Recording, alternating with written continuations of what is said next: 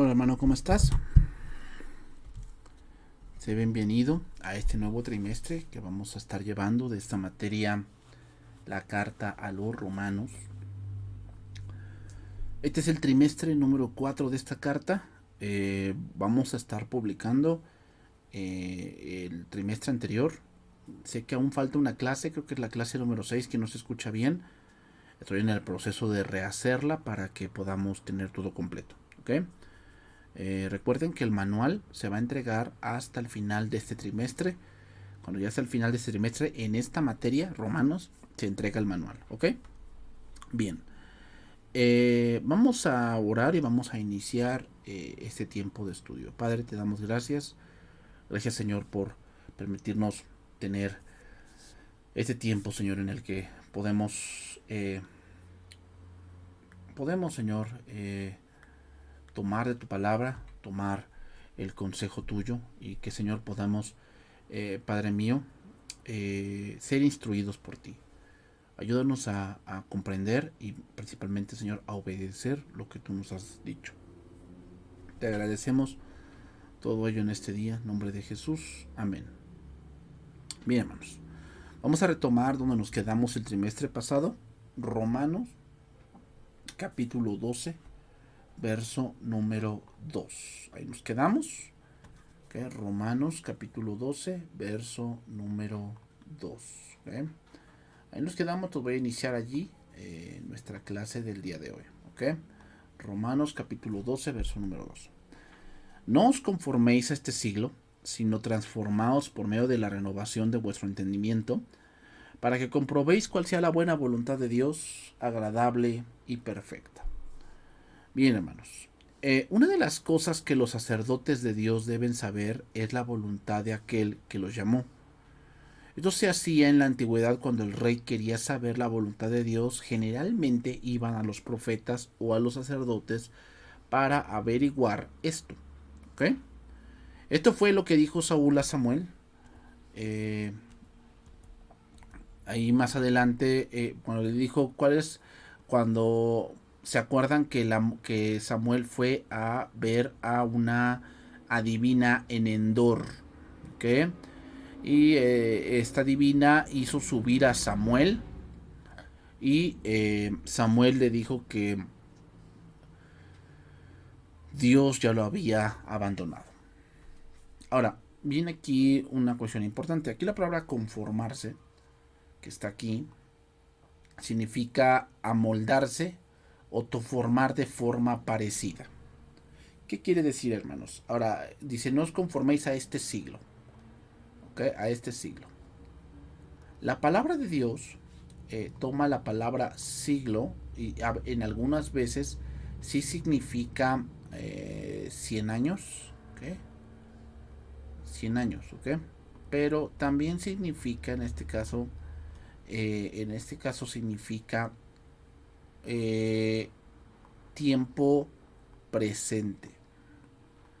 Cuando Pablo dice no os conforméis a este siglo, se está refiriendo a que el mundo tiene una corriente y una manera de pensar. El mundo tiene una manera de actuar y una manera de conducirse. ¿Okay? El mundo se caracteriza por ciertas cosas. Entonces, cuando Dios habla de que no nos conformemos a este siglo, se refiere a la conducta y a la manera de pensar de las personas que viven sin Dios. El mundo tiene un molde para lo que es el matrimonio. El mundo tiene un molde para lo que es la soltería. El mundo tiene un molde para la educación de los hijos. El mundo tiene un molde para la sexualidad. El mundo tiene un molde para la moralidad.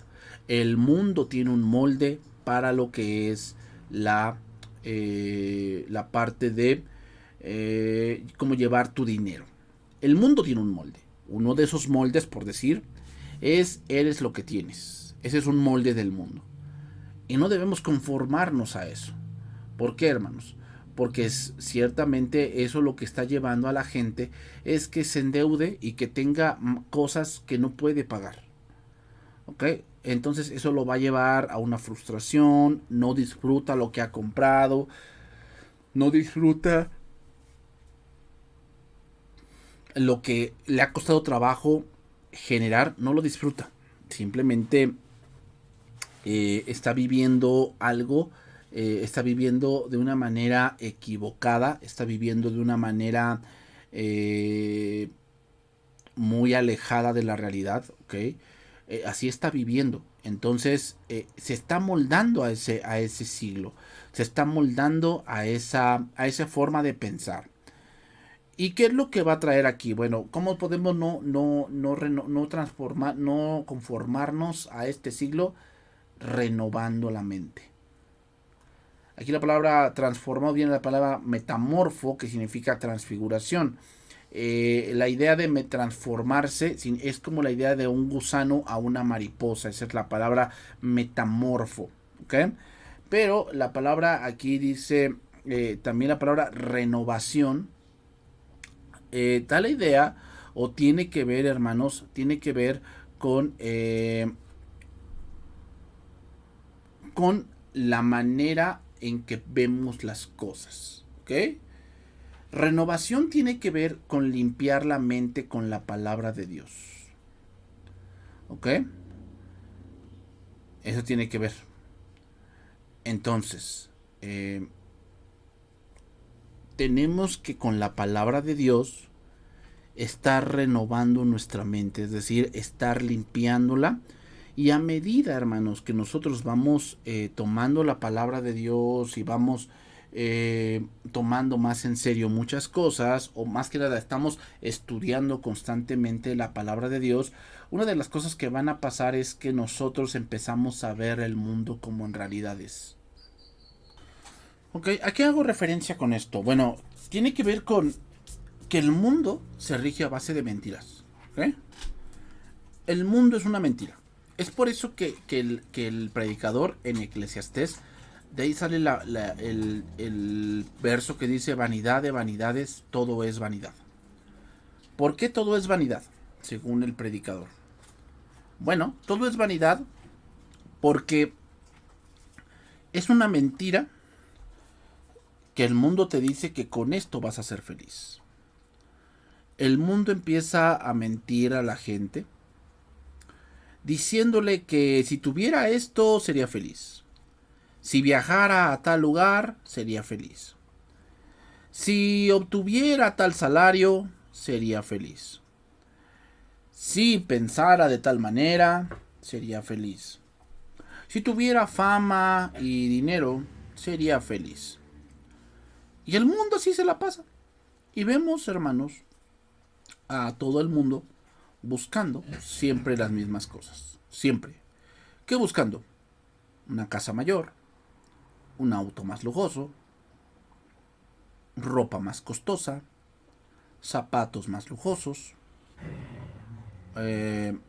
Vemos que buscan mejores comidas, mejores restaurantes, mejores vinos, mejores lugares de pasatiempos, mejores lugares para visitar. Y esa es la, como que la meta de todos. Y eso es porque la gente vive buscando siempre lo mismo. Siempre busca lo mismo. Toda la gente tiene un mismo pensamiento. ¿Cuál? Tener, tener, tener, tener, tener, tener, tener, tener. Disfrutar, disfrutar, cumplir, disfrutar, trabajar, disfrutar, comer, disfrutar, dormir, comer, disfrutar, trabajar. Siempre todo busca la misma cosa. Y el problema es cuando un cristiano empieza a tener ese tipo de pensamientos. Y eso quiere decir que no ha renovado su mente. ¿Cómo se renueva la mente? La mente se renueva con el estudio de las escrituras. El pasar tiempo con Dios. ¿Por qué? Porque la palabra de Dios es la verdad. Y escuchamos la verdad y esa verdad nos hace libres. Es decir, esa verdad nos empieza a abrir los ojos y empezamos a ver cómo es en realidad las cosas. Que las cosas que el mundo tanto dice que nos van a hacer feliz es una total mentira. El único que nos puede hacer felices es Cristo. Es el único. El único que va a llenar nuestros días. El único que va a estar a nuestro lado en los días difíciles. En los días de de nuestra vejez, en los días de nuestra enfermedad, en los días de soledad, es Cristo, solamente. Entonces, estar pensando como el mundo, eso habla de una falta de renovación. Es por eso, hermanos, que vemos a muchos cristianos que llevan una vida miserable. ¿Cómo es una vida miserable? ¿Que no tienen dinero? No, puede haber creyentes que tengan dinero. Porque, hermano, para obtener dinero no requieres a Cristo. Requieres un buen negocio, una buena inversión, un buen déficit. A lo mejor eres muy buen abonero. Cosas así. Para ser millonario o ser rico no requieres eso. Pero para ser rico y disfrutar la riqueza sí requieres a Cristo. Entonces, el problema es cuando el creyente lleva una vida miserable en el sentido de que obtiene todo menos a Dios. Hermanos, esa es la vida más miserable que tú puedes tener. ¿Cuál es la vida más miserable que tú puedes tener? Tener todo menos a Dios. Esa es la vida más miserable. ¿Por qué? Porque básicamente tú vas a tu pues vas a tu destrucción. Porque todo el que se aparta de Jehová perecerá. Básicamente tú vas a tu destrucción. ¿Por qué? Pues porque eh, vivir sin Dios es una completa vanidad. Que eso es lo que el mundo, tanto y tanto, predica. Que tú no necesitas religión, que tú no necesitas la iglesia, que tú no necesitas la Biblia, que tú necesitas a Dios, porque, bueno, el que busca a Dios, según el mundo, el que busca a Dios es porque ya no tiene otra cosa más que buscar. Que ya buscó de todo, ¿no? O no ha buscado bien. O sea, alguien que busca a Dios es una persona que no ha no ha evolucionado en su mente, según ellos. Digo según ellos porque es una falacia. ¿Okay? Entonces, alguien que ha renovado su mente empieza a ver las cosas como son. Y empieza a llevar su familia como es. Y empieza a educar a sus hijos como es. Y empieza a buscar las cosas que de verdad le traen beneficio. ¿Ok, hermanos?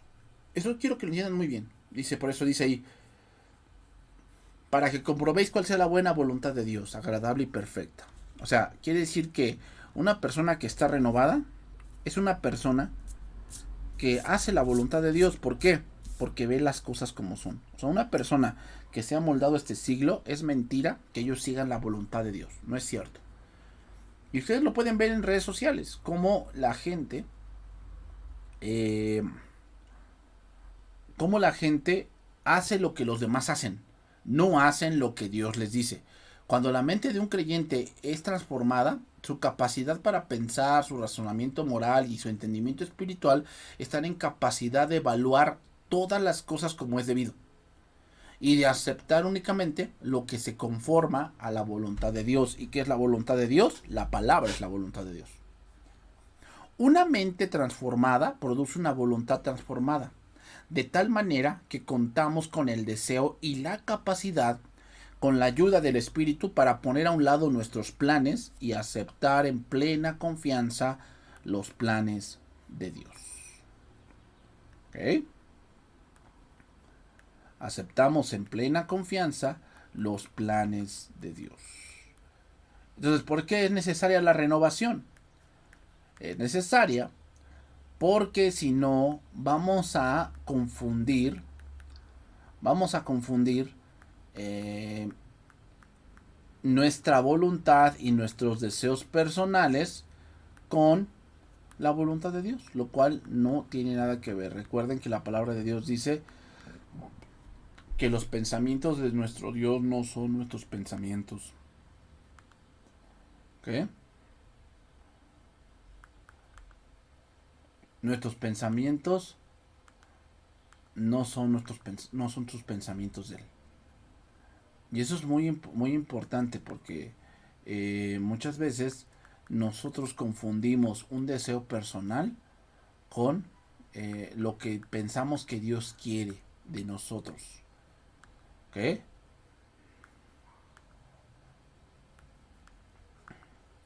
O sea, muchas veces pensamos que lo que yo deseo es lo que Dios quiere. No siempre, ¿eh? No siempre.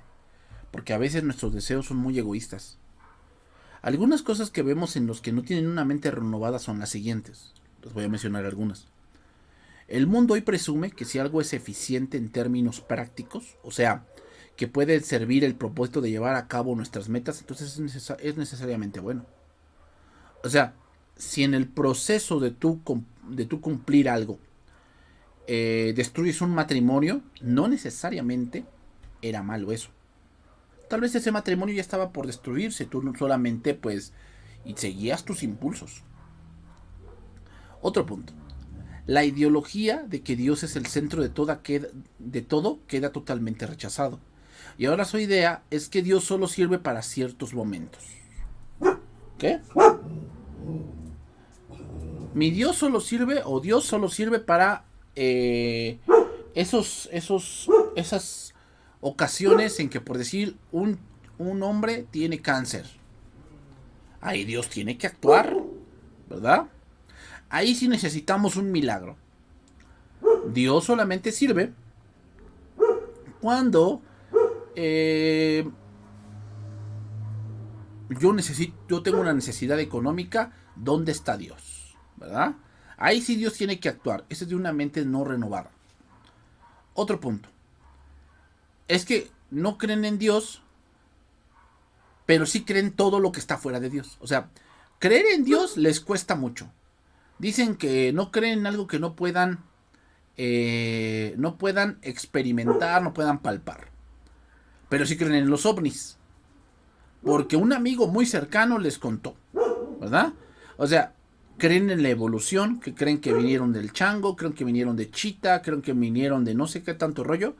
Les es más fácil creer eso que creer lo que Dios dice en la palabra. Ese es de una mente no renovada. Otro rasgo es que hoy en día se cree más en la astrología o en las religiones extintas. Creen en el vudú, en la alineación de fuerzas. En cuanto se olvida de Dios, no se cree nada, sino se cree todo. Hermanos, creen todo eso. Creen en el alineamiento de las chakras, creen en el péndulo, creen en el café. Muchas cosas creen. Pero cuando se trata de la verdad, de la palabra de Dios, no lo creen. Dicen que eres un fanático. Que eso es para personas que tienen la mente cerrada. Pero que ellos no van a creer eso. Otra cosa que vemos es la tolerancia intolerante. Esa es otra cosa. Por decir, el criticar otras religiones que por mucho dicen que es una falta de respeto. Sin embargo, ellos pueden hacer descréditos y hasta meter a la cárcel por envidia o por enojo. Pero dicen que no puedes criticar su vida inmoral porque cada quien vive como quiere. Según ellos. O sea, son una tolerancia intolerante.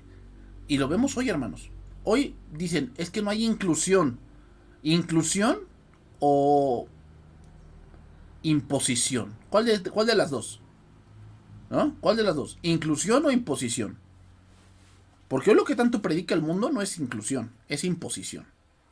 Porque ya cuando vamos al punto de multarte, al punto de prohibirte, al punto de hacer leyes que apoyen o que impulsen cierto pensamiento egoísta, eso no es inclusión, eso es imposición. Esa era nuestra manera de pensar en muchos de nosotros, que imitábamos o militábamos en el mundo. La renovación de nuestro entendimiento, hermanos, nos lleva a desaprobar lo que antes aprobábamos. Incluso lo vivíamos y lo defendíamos. Esa es la renovación. La renovación empieza dándonos cuenta que la manera de vivir que antes llevábamos era una total pérdida de tiempo. El producto de una mente transformada es una vida que hace las cosas que Dios ha declarado como justas, aceptables y completas. Entonces seguimos ahí, Romanos 12:3. Romanos 12:3. Digo pues, por la gracia que me es dada, a cada cual que está entre vosotros, que no tenga más alto concepto de sí que el que debe tener, sino que piense de sí con cordura, conforme a la medida de fe que Dios repartió a cada uno. Al terminar los dos primeros versos, ahora el apóstol se adentra dentro de algunos dones espirituales. Es por ello la exhortación a que no tuvieran un concepto más alto que el que deberían tener. Hermanos, sin duda tener un don de milagros o de sanidades es un don muy espectacular.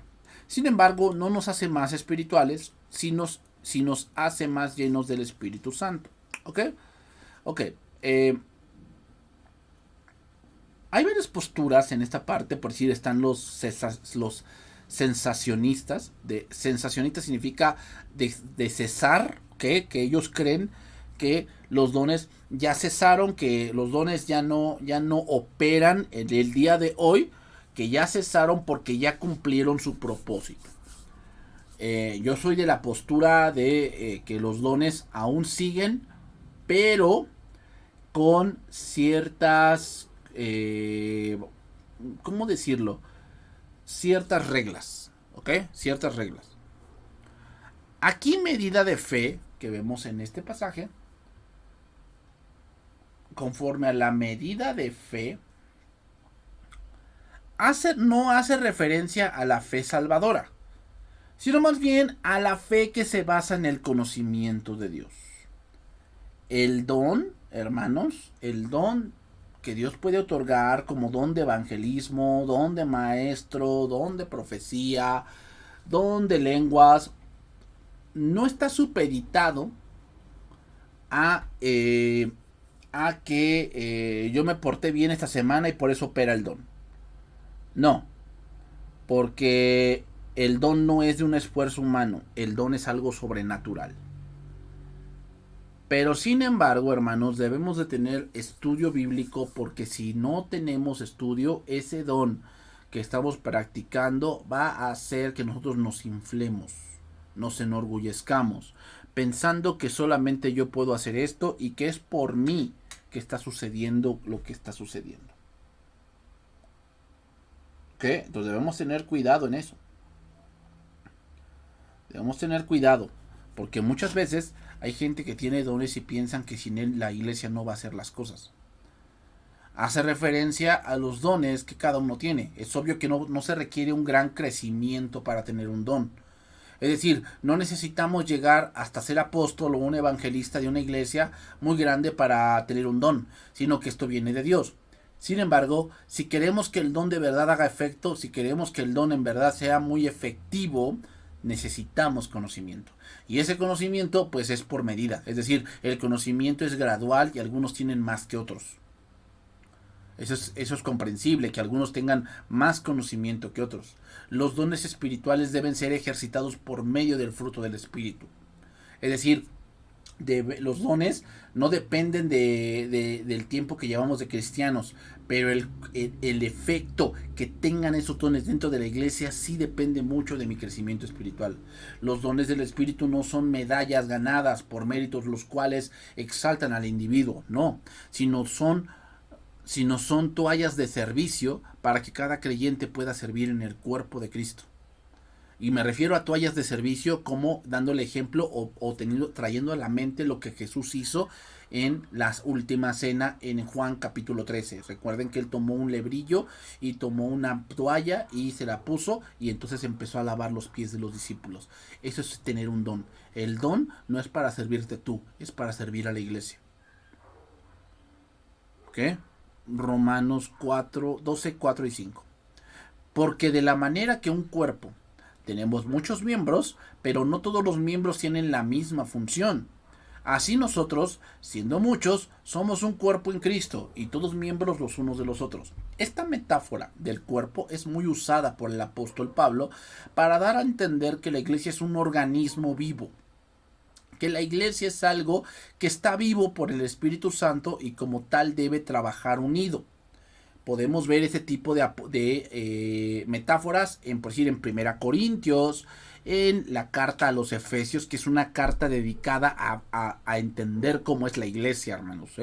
O sea, si tú quieres saber cómo es la iglesia y cómo debe llevarse la iglesia, la carta a los Efesios es la carta que debes estudiar. También lo vemos en la epístola a los Colosenses. Esto nos dice algo, y es que el cristianismo es tanto individual como corporativo. O sea, es un organismo, es una familia. Así como había un cuerpo en la carne, como lo vimos con Israel, ahora la iglesia es un solo cuerpo, pero no por la carne y la sangre, sino por algo más grande, y eso es Cristo. En el pasado, nadie podía estar en Cristo. Cristo tenía que morir y ser resucitado de entre los muertos. O bien quedaba solo, pero ahora somos un cuerpo en Cristo, ¿no? Ahora somos un cuerpo en Cristo. ¿Ok? Entonces, por eso dice cada miembro, o sea, cada miembro tiene una función. ¿Cuál es esa función? El don que tiene. O sea, Dios le ha brindado un don. ¿Para qué? Para que en esa congregación sirva y en esa congregación edifique. Ese es el propósito de que tenga un don. ¿Ok? Entonces, como miembros del cuerpo, cuando un miembro en el cuerpo no funciona, el cuerpo inmediatamente lo desecha. O sea, cuando un miembro en el cuerpo no funciona, ese miembro empieza a morir. Y va a llegar el momento en que el cuerpo lo tiene que expulsar porque se convierte en algo mortífero dentro del cuerpo. Esa es la idea. Romanos 12:6. De manera que teniendo diferentes dones, ahí confirma a qué se refiere con teniendo diferentes funciones. De manera que teniendo diferentes dones, según la gracia que nos es dada, según si el de profeta o el de profecía, úsese conforme a la medida de fe. Aquí Pablo ahora habla de algunos dones que se refieren a la función que cada miembro en la iglesia tiene. Aquí la palabra dones, que está en esta parte, en este versículo, viene de la palabra griega charisma, que significa una dádiva, una concesión, una facultad milagrosa, o sea, es algo que es por el Espíritu de Dios. Esto quiere decir que el don es algo que Dios da libremente, es decir, no es algo que ganamos, sino algo que Dios quiso darnos. Por eso se llama carisma, de ahí viene gracia.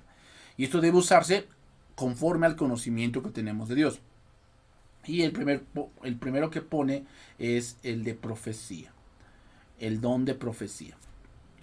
La palabra profecía viene de la palabra griega profeteia, que significa alguien que predice o alguien que expone. Esto nos hace referencia a la profecía del Antiguo Testamento como mensajes revelatorios. En el Antiguo Testamento, o sea, profetas, están los del Antiguo Testamento y están los del Nuevo Testamento. ¿Okay? Y quiero que esto quede bien claro para que no nos confundamos, porque hoy en día todos son profetas, hoy en día todos son apóstoles. Hay una enfermedad muy fuerte, ¿no? De eso. Ok. En el Antiguo Testamento, los profetas escribieron la escritura inspirada. ¿Ok? Ya no hay profetas como Elías, como David, como Samuel, como Eliseo, como Ezequiel, como Daniel, como Malaquías, como Moisés. Ya no hay profetas así, ya no existen. Es decir, ya no hay profetas que vengan y van a agregarle algo más a la Biblia. Ya no existen ese tipo de profetas. Entonces, ¿cómo funciona ahora la profecía en el Nuevo Testamento? La profecía del Nuevo Testamento ahora funciona en la proclamación del Evangelio. Así funciona ahora la profecía. ¿Ok? El enfoque no está en el nuevo contenido. ¿Ok? Los profetas del Nuevo Testamento no se enfocan en nuevo contenido. Ya no hay revelación. O sea, ya no hay revelación en el sentido de agregarle un nuevo evangelio, agregar un nuevo libro, agregar un nuevo pasaje bíblico. Ya no hay eso. Entonces, ¿cómo actúa los profetas del Nuevo Testamento? Bueno, se basan en explicar el mensaje del Evangelio y el cómo se aplica el día de hoy. Esa es la misión ahora de los profetas. Entonces, cuando alguien se dice profeta, no es para decirte con quién te vas a casar, ni tampoco es para decirte si vas a triunfar mañana o si vas a pasar tu examen. No es para eso la profecía. La profecía tiene que ver, hermanos, tiene que ver con explicar o exponer lo que ya fue dicho. Entonces, muchos pueden tener el don de profecía y ser egoístas y hasta traficar con él. Quiere decir que tienen un don, sin embargo es un hombre sin conocimiento. O sea, el problema de tener un don, hermanos, y no tener conocimiento es que lo haces en la carne. Entonces muchas personas que tienen don, por decir don de evangelista, empiezan a pensar que el don de evangelismo o que más bien la gente cree por él. O sea, que él es el que está haciendo que la iglesia crezca, él es el que está haciendo que hay más personas vengan a la iglesia, él es el que está haciendo que más personas estén convenciéndose de Cristo. Él piensa que es él y que si él se fuera de la iglesia ya no crecería más. Y se olvida que el crecimiento lo da Dios. Esto trata de actitudes, motivos y energía de los creyentes en función de sus ministerios personales, dados por Dios. También la medida de fe, de aquí dice, úsese conforme a la medida de fe, habla de saber nuestra función dentro del cuerpo. O sea, si yo ya sé qué don tengo, ¿cómo lo debo utilizar? Pues en el punto en el que Dios, primeramente, Dios sea glorificado y segundo, que la iglesia sea edificada. Nuestra función es ser fieles y buscar la manera de servir a otros con lo que Cristo nos ha dado, hermanos. Pero eso solamente se puede lograr cuando yo tengo renovada la mente. Por eso hay muchos que tienen talento de cantar, de tocar. Por eso los vemos que después se van. Porque no han entendido, no han renovado la mente de que lo que ellos tienen en ese momento, ese talento, no es por ellos, o sea, no es que ellos sean la última coca del desierto, no, simplemente es porque Dios así ha querido, pero tienen que renovar la mente para de verdad utilizarlo de una buena manera. Romanos 12:7. O si de servicio, en servir, el que enseña, en la enseñanza. Aquí vemos otros dos dones, servicio y enseñar, ¿ok? Esto hace referencia a aquellos que están dentro del servicio de la iglesia, pero que tienen esa habilidad dada por Dios de servir de una manera desinteresada. La palabra griega era utilizada generalmente para designar todo servicio cristiano. ¿Ok?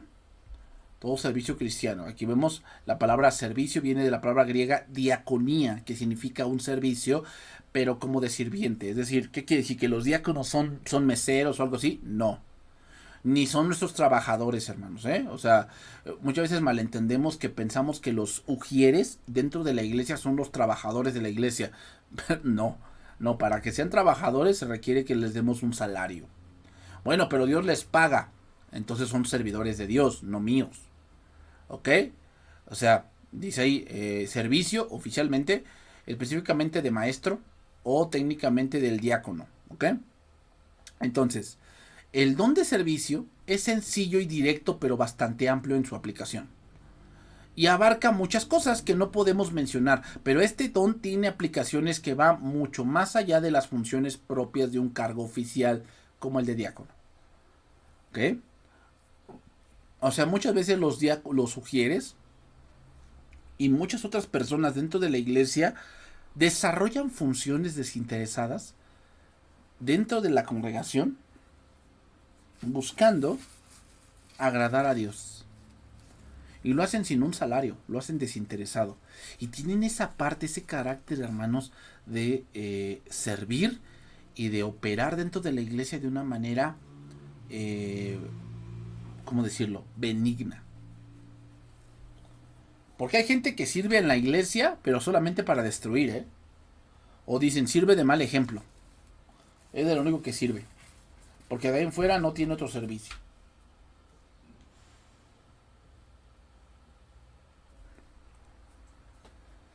Se puede referir, entonces, el don de servicio se manifiesta en toda clase de ayuda práctica que los cristianos prestan unos a otros en el nombre de Jesús. Hay gente que le gusta mucho ayudar a los hermanos, pero no habla mucho económicamente, sino es una persona que ayuda mucho a los hermanos en muchas cosas que tal vez ellos no pueden hacer en sus hogares y él va. Ahora, ¿qué quiere decir? ¿Que va visitando las casas? No, me refiero a que el hermano tiene un problema de, no sé, una gotera, vamos a ponerlo así, ¿no? Una gotera en su casa. Es un hermano que tiene ese conocimiento y que da de su tiempo y da de su conocimiento desinteresado para ayudar al hermano en algo que él no puede solucionar. Es un don de servicio. El que enseña, didasco, que la palabra es didasco, que significa enseñar, pero ¿qué? La palabra de Dios. Se puede referir a lo que se enseña como un acto de enseñarlo. El cristiano que enseña ha sido equipado por Dios con la capacidad especial para interpretar la verdad de Dios y poder presentarla de una manera comprensible. O sea, cualquiera puede enseñar, ¿ok? En sentido de se pone al frente y empieza a echarse un choro mareador y toda la cosa. Pero no cualquiera puede enseñar las verdades del Evangelio. ¿Por qué? Porque para eso se requiere el Espíritu de Dios. La enseñanza habitual y sistemática de la palabra de Dios es la función principal del pastor y maestro. ¿Ok? Es decir, enseñar tiene que ver, hermanos, con alguien que Dios lo ha llamado y le dota de este don para poder no solamente comprender verdades del Evangelio, sino también poder exponerlas a la congregación. ¿Para qué? Para la edificación de la iglesia. Por eso hay mucha gente que por eso no lee la Biblia, hermanos. Por eso son remedos de pastores y que pasan al frente y supuestamente leen la Biblia, pero nunca la entiendes. ¿Por qué no la entiendes? Porque nunca la explicó. ¿Y por qué nunca la explicó? Porque nunca la entendió. ¿Y por qué nunca la entendió? Porque nunca se le reveló algo. Simplemente lee como palabra muerta. Romanos 12:8. El que exhorta en la exhortación. El que reparte con liberalidad. El que preside con solicitud. Y el que hace misericordia con alegría. Ok, la primera. El que exhorta. La palabra griega es parakaleo, que significa llamar cerca. Exhortar no significa siempre regañar, ¿eh? Exhortar también significa animar. Aquí está, animar, amonestar, alentar, consolación, exigencia, exhortar, ¿no? Orar. O sea, alguien que exhorta no siempre es alguien que simplemente te llama para llamarte la atención. No, alguien que exhorta también es alguien que te dice, hermano, vas por buen camino, sigue adelante, sigue perseverando, te está exhortando.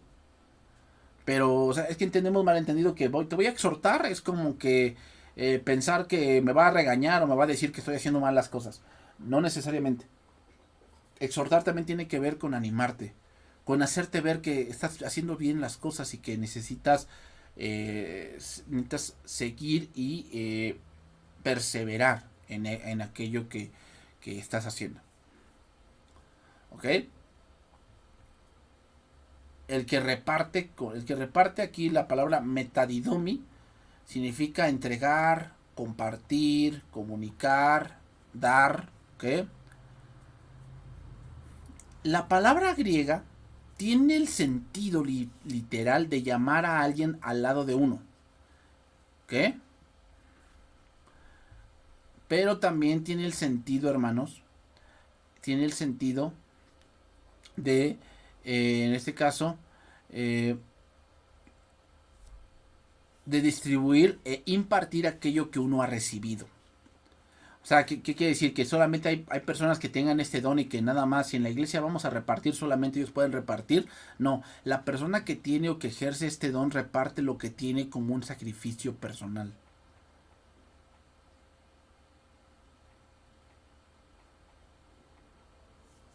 Por eso dijo aquí, por si los voy a citar un pasaje. Lucas capítulo número 3, versículo 8. Haced pues frutos dignos de arrepentimiento, y no comencéis a decir dentro de vosotros mismos, tenemos a Abraham por padre, porque os digo que Dios puede levantar hijos a Abraham aún de estas piedras. Y yo también, ya también el hacha está puesta a la raíz de los árboles. Por tanto, todo árbol que no da buen fruto se corta y se echa en el fuego. Y la gente le preguntaba diciendo, entonces, ¿qué haremos? Y respondió, les dijo, el que tiene 2 túnicas, dé al que no tiene. Y el que tiene que comer, haga lo mismo. ¿Dese cuenta? O sea, en lo que reparte esta persona es en comida y vestido. Dice aquí con liberalidad. Liberalidad viene de la palabra japlotes, que significa de un solo aspecto. Es decir, no es buscando un provecho personal, no es para que lo vean. O sea, no es para que digan, ah, este hombre sí da, este hombre sí apoya, este hombre sí ama. Él ama porque da, él ama porque me apoyó. No, él simplemente lo hace porque eso es lo que Cristo le ha enseñado y le ha puesto. La palabra griega alude a la idea de una actitud generosa, que da con sinceridad, que da sin buscar algo a cambio. El cristiano que reparte con liberalidad da de sí, no para sí mismo. No da para recibir gratitud o reconocimiento, sino por amor de aquel que recibe su ayuda y para la gloria de Dios. Y muchos de los cuales, hermanos, una persona que da con liberalidad es una persona que a veces da anónimamente. ¿Ok? Dar anónimamente. Seguimos allí. El que preside. Presidir es alguien, viene de la palabra presidente, de ahí viene presidente, significa alguien que está al frente. Aquí la palabra griega es prostemi, que significa alguien que está delante, en rango, ¿ok? Alguien que gobierna, ¿ok? Bueno, aquí viene el concepto de liderazgo y este verbo griego en el Nuevo Testamento nunca se utilizaba para políticos, sino más bien para un padre de familia que estaba al frente de su hogar. Por decir, en 1 Corintios 12:28 dice, a unos puso Dios en la iglesia primeramente apóstoles, luego profetas, lo tercero maestros, luego los que hacen milagros, después los que sanan, los que ayudan, los que administran y los que tienen don de lenguas. Este don que aquí se menciona corresponde claramente a ancianos, diáconos y diaconisas. La ausencia de líderes trae como resultado que todo se haga como bien les parezca. Ahora, ¿cómo debe ejercer el liderazgo esta persona? Con solicitud. ¿Qué quiere decir solicitud? Significa con fervor, con diligencia, con rapidez. ¿Qué significa eso entonces?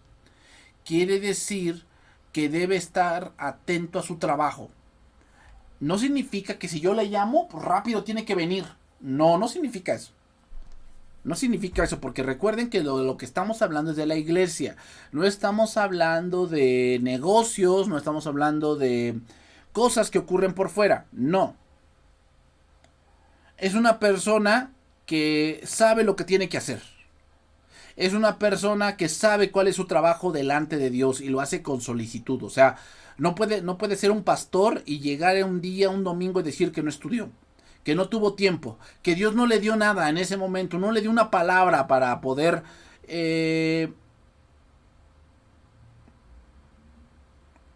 compartir con la iglesia. ¿No? Ese no está haciendo su trabajo con solicitud. Una persona que preside con solicitud es una persona que es diligente.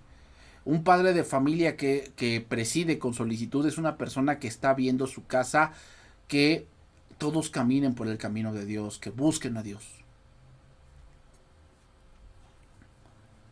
Y voy por el último, misericordia. Viene de la palabra griega eleo, que significa compasivo o recibir misericordia o gracia divina. Misericordia muchas veces pensamos que significa tener como que compasión de alguien. Pero no necesariamente es eso. Alguien que tiene misericordia es una persona, hermanos, sensible. Es una persona que ve más allá de lo evidente, vamos a ponerlo así. Nosotros a veces vemos a personas que consideramos que están mal porque están sucios, ¿no? Decimos, es que esta persona no tiene nada porque no se ha bañado. Pues quién sabe, a lo mejor no se ha bañado porque no ha querido. No es porque no tenga. ¿Ok? Entonces, uno que tiene misericordia tiene esa capacidad de percatarse de la miseria y las dificultades que pasan desapercibidas para otros. Y Dios lo utiliza para hacer este tipo eh, de obras. Y dice, háganlo con la alegría. O sea, también hermanos, tienen ese tacto de que muchas veces hay gente que ayuda, pero cuando, no sé, cuando huele a una persona que huele muy mal, que huele tal vez a orines, o huele tal vez a vómito, ¿no? O tal vez huele mucho a que no se ha bañado, como que a veces nos cuesta esa parte de relacionarnos con personas así. Pero esos que tienen misericordia, Dios les faculta para poder relacionarse aún con este tipo de personas. Algo tienen sobrenatural, por eso el don de misericordia es algo sobrenatural. ¿Ok? Bien, hermanos, ahí le voy a dejar por este día. Dios les bendiga, hermanos. Cuídense mucho y nos vemos la siguiente clase. Bendiciones.